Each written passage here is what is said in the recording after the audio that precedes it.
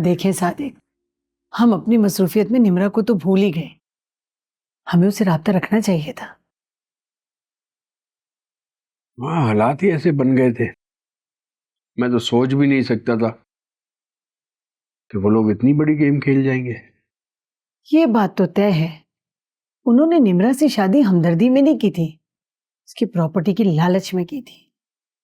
जो होना था अवीबा हो चुका, अब हमारे हाथ में कुछ भी नहीं है। आप निम्रा से मिली हैं, क्या लगा आपको? खुश थी या परेशान दिखाई दे रही थी?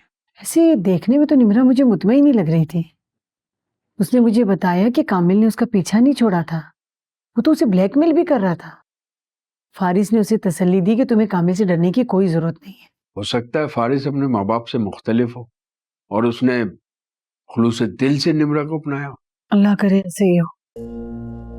वैसे फारिस मुझे भी बहुत एहतराम से मिला था, बल्कि मुझे कह रहा था कि आप परेशान ना हो, मैं निम्रा को बहुत खुश रखूंगा। अल्लाह करे ये लड़का अपने वादे का पास रखने वाला हो। आमीन। अब्बा क्या बातें हो रही? बेटा निम्रा की बातें कर रहे हैं। तुम बताओ वो खुश तो है ना? अब्बा खुशी का तो पता नहीं, लेकिन मुतमईन है। और आपको पता है फारिस भाई बहुत बदल गए।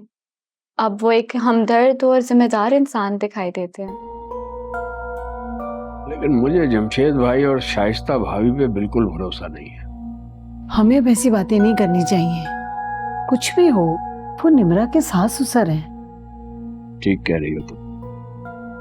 हो भी सकता है कि फारिस उनके एक भी न चलने दे। अम्मा क्या मतलब? अरे अरे नहीं बेटा, कोई मतलब नहीं है। चावल में दम पे रख कर आई थी, पक गए होंगे। जाओ जाके खाना लगाओ। जाती हूँ, एक अब्बा के पास तो बैठने ही नहीं देती। असल में इसकी निम्रा से बहुत दोस्ती है ना, कोई ऐसी वैसी बात कर दी ना तो बच्ची परेशान हो जाएगी।